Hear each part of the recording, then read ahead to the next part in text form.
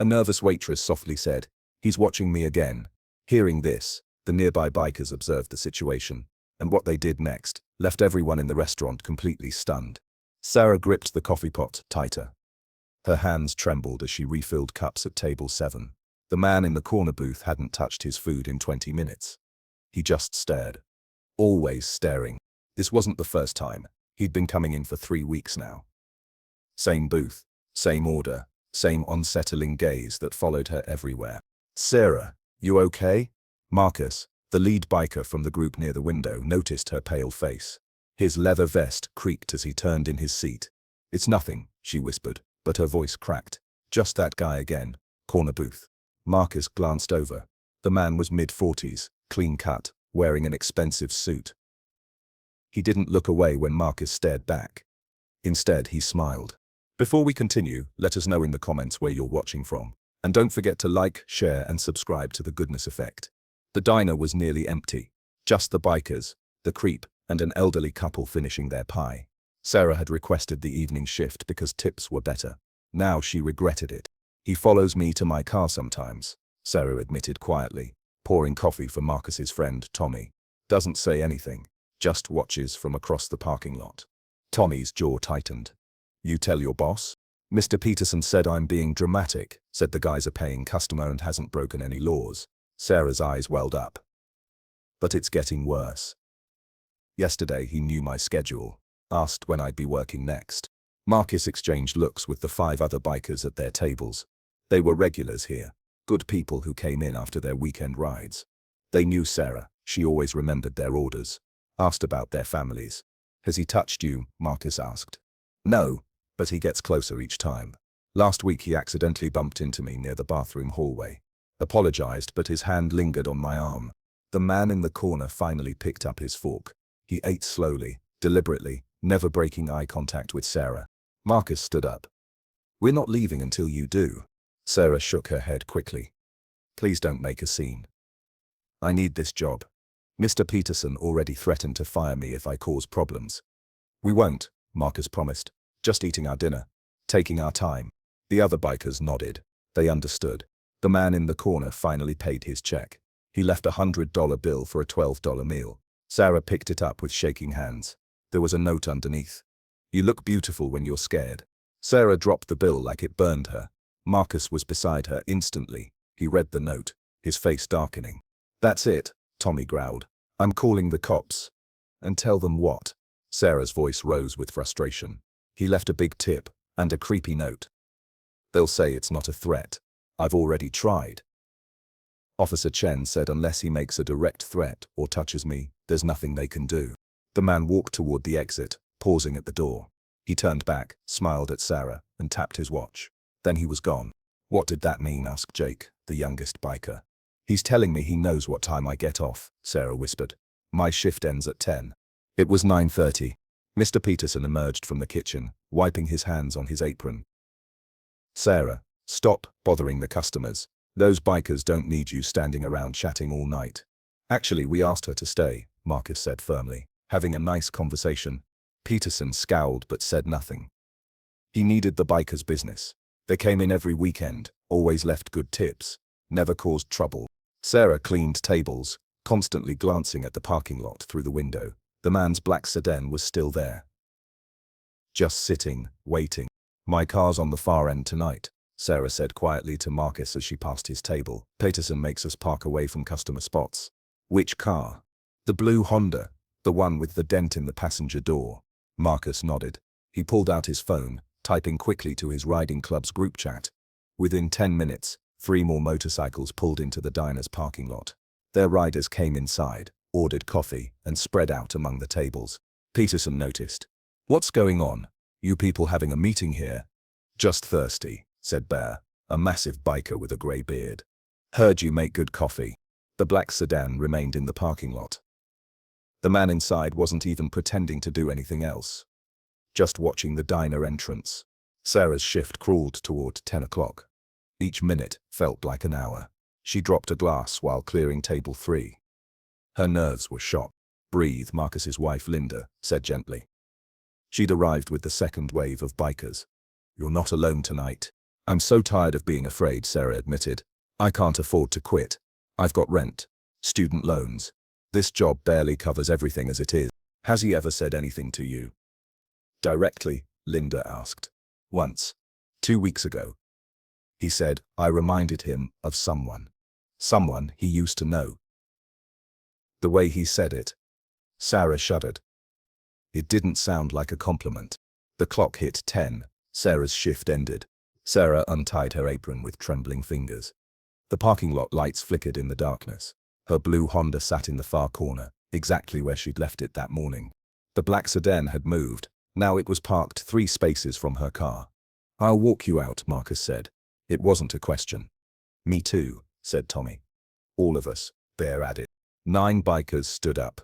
They surrounded Sarah as she pushed through the diner's front door.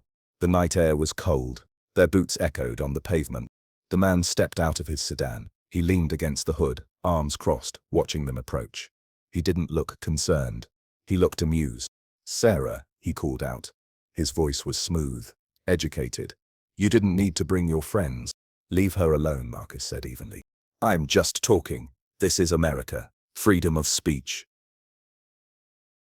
The man smiled. Sarah and I have an understanding, don't we? We have nothing. Sarah's voice shook, but she kept walking. The bikers stayed close.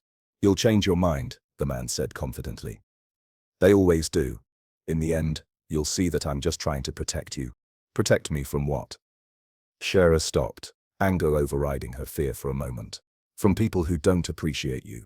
People who don't see how special you are. His eyes traveled over her slowly. I see you, Sarah, really see you. Tommy stepped forward. You need to get in your car and leave. Or what? You'll assault me?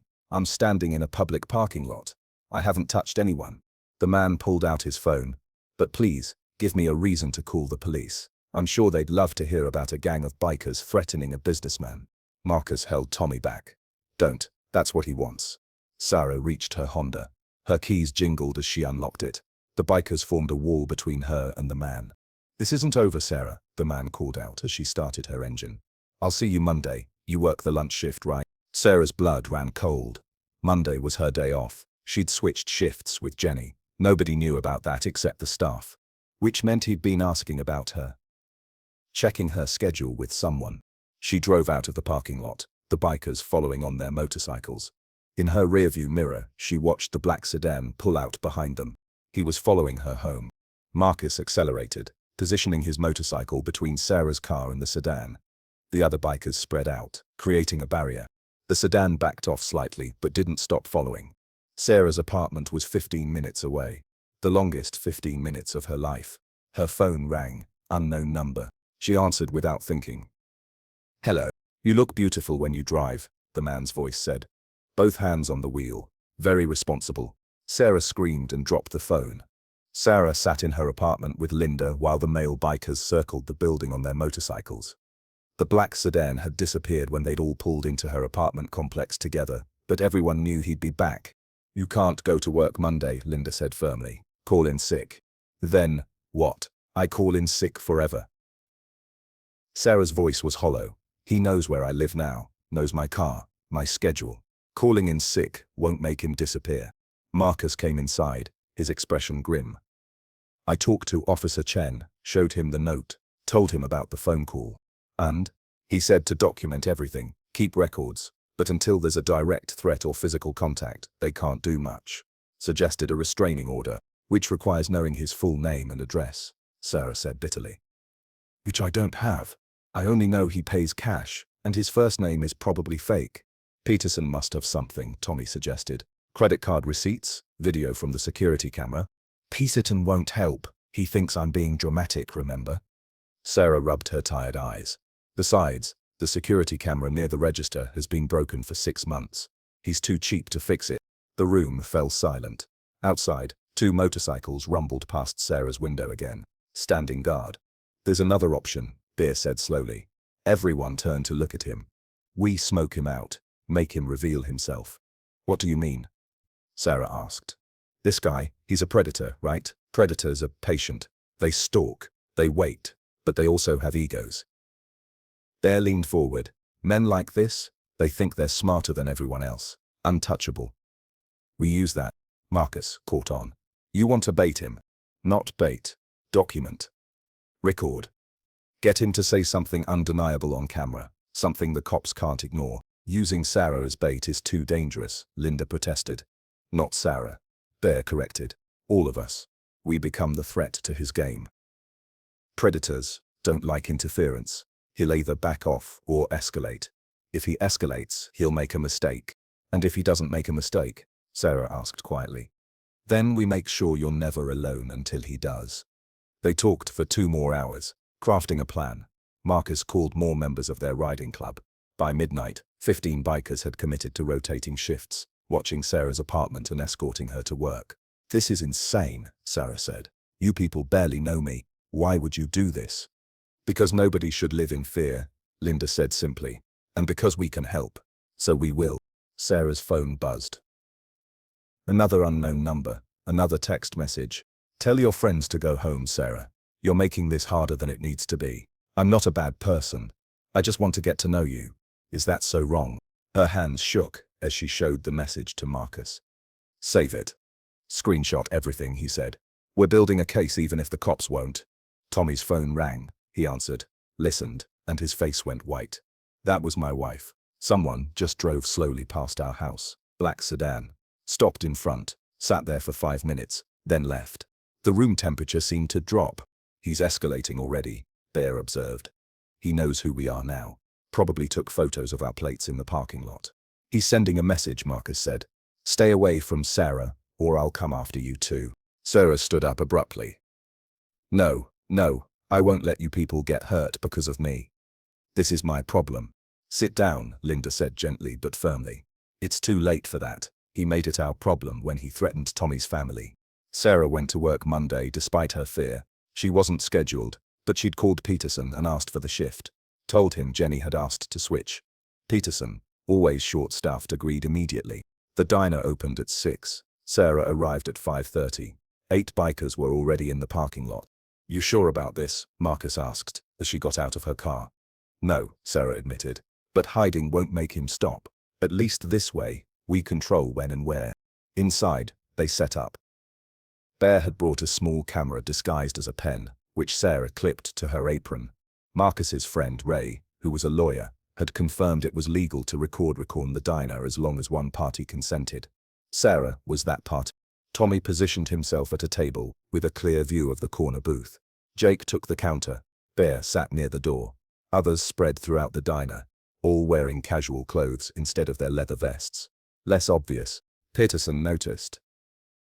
What's with all the customers this morning? Good coffee, Bear said with a shrug.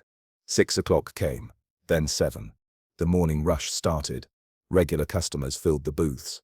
Sarah served them with a smile she didn't feel, constantly watching the door. 8 o'clock, 9 o'clock. He didn't show. Maybe he's not coming, Sarah whispered to Marcus as she refilled his coffee. He'll come, men like this. They can't resist. At 9:45, the black sedan pulled into the parking lot. Sarah's breath caught. Every biker in the diner tensed, but nobody moved. They'd planned this carefully. Act natural. Let him make the first move. The man walked in at 10 o'clock exactly. Same expensive suit. Same unsettling smile. He headed straight for his usual corner booth. But someone was already sitting there. Bear looked up from his newspaper. Sorry, buddy. Booth's taken. The man's smile faltered. I always sit here. First come, first served, Bear said mildly. Plenty of other seats. The man's jaw tightened. His eyes found Sarah. Sarah, could you ask your friend to move? He knows this is my spot. Every customer in the diner looked up. The tension was palpable. Actually, sir, we don't reserve booths, Sarah said, her voice steadier than she felt. But table 3 is available. I don't want table 3. Then perhaps you'd prefer to eat elsewhere, Marcus suggested from his seat across the diner. The man's eyes swept the room. He wasn't stupid. He recognized several faces from Friday night. Understood what was happening. This is harassment, he said quietly. I'm a paying customer. Then sit down and pay, Bear said. Somewhere else. The standoff lasted 30 seconds. Felt like 30 minutes.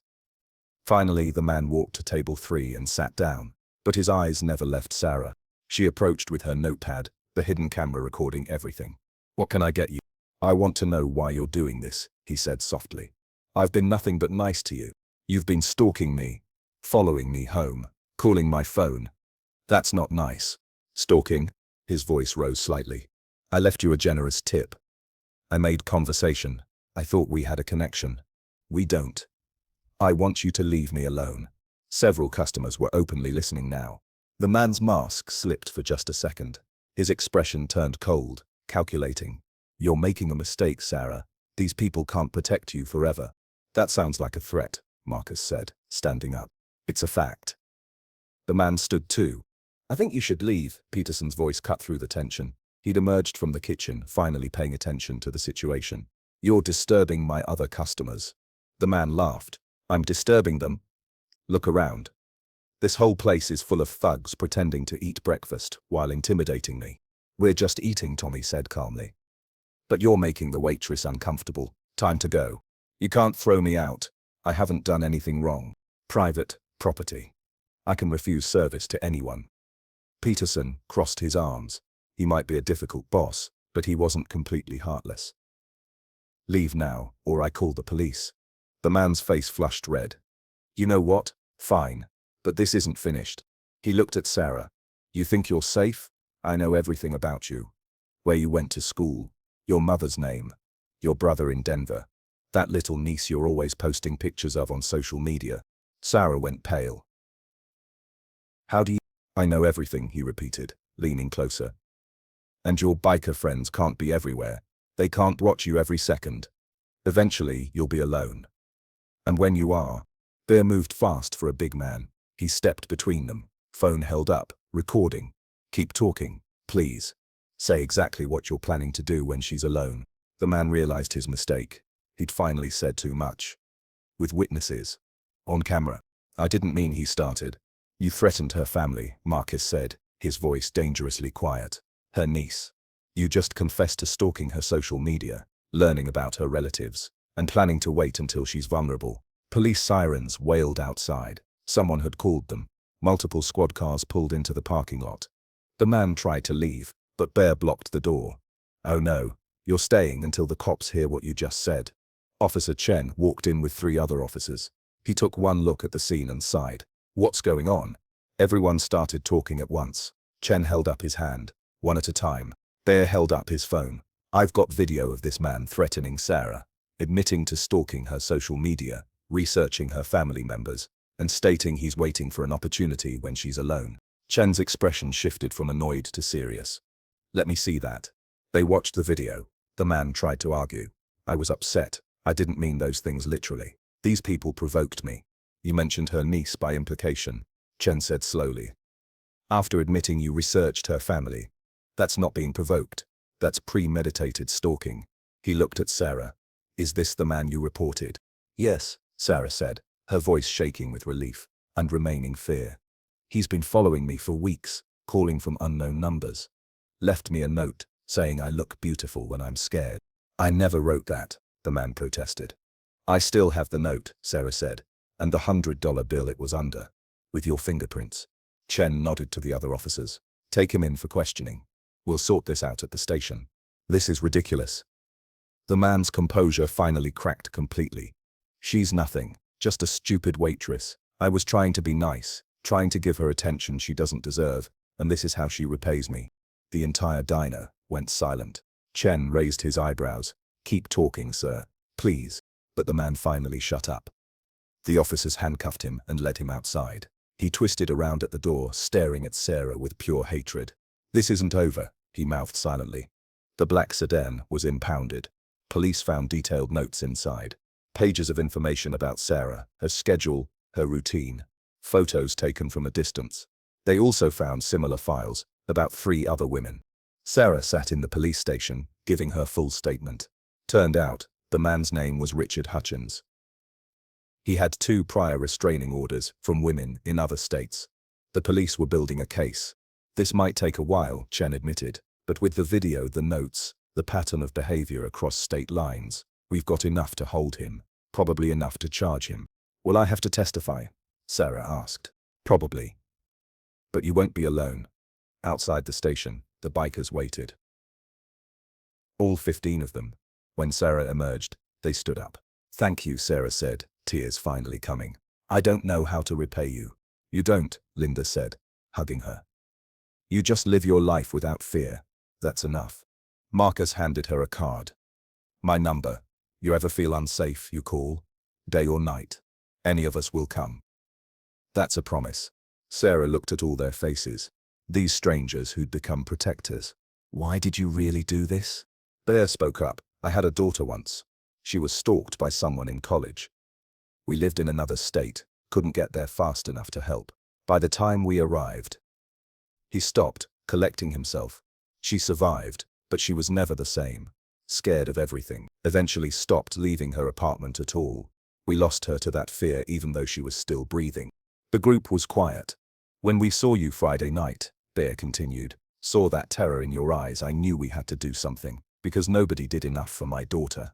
And I'll be damned if I watch it happen to someone else when I have the power to stop it. Sarah wiped her eyes.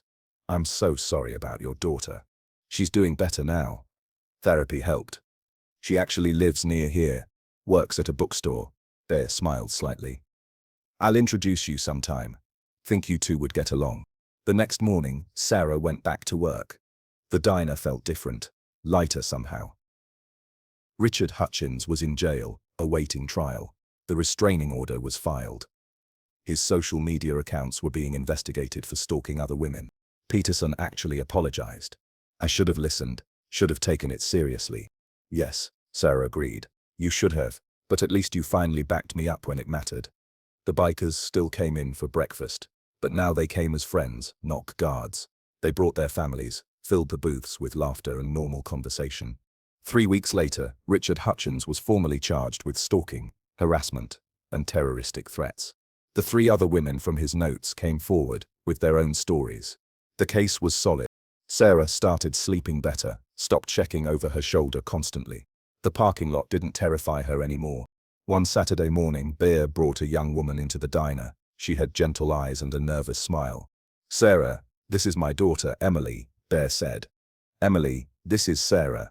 They shook hands, 2 survivors of the same nightmare, finding friendship in the aftermath. Marcus raised his coffee cup. To good people who stand up when it matters. The whole diner echoed the toast.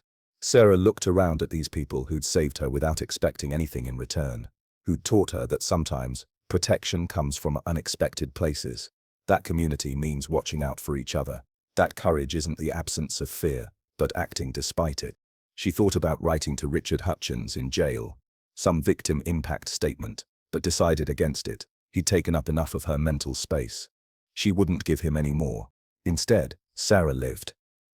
She started taking a self-defense class with Emily. She learned to trust her instincts without letting fear control her. She kept the bikers' phone numbers saved under family in her contacts, because that's what they'd become. Not just customers, not just protectors. Family. And when new employees started at the diner, Sarah made sure to have a conversation with them about trusting their gut, about speaking up when something felt wrong, about not being afraid to ask for help. She told them about the nervous waitress who once whispered, "He's watching me again," and about the bikers whose simple decision to stay changed everything. She told them that safety shouldn't depend on luck, that protecting each other isn't optional, it's what decent people do. The story spread. Other restaurants in town started taking employee complaints more seriously. One diner put up a sign, "We protect our staff." Another trained managers in recognizing stalking behavior. Small changes, but important ones. Sarah eventually left the diner for a better job, but she never forgot the lesson learned in that parking lot on a cold night. That sometimes the scariest moment can become the turning point. That asking for help isn't weakness, it's survival. And that real heroes don't always look like what you'd expect. Sometimes they wear leather vests and ride motorcycles. Sometimes they're just good people who decide that someone else's safety matters as much as their own convenience. Richard Hutchins got 6 years. Sarah testified at his trial, her voice strong and clear. The bikers filled the courtroom gallery, a silent wall of support. When it was over, Sarah walked out into sunshine that felt warmer than before. She was free.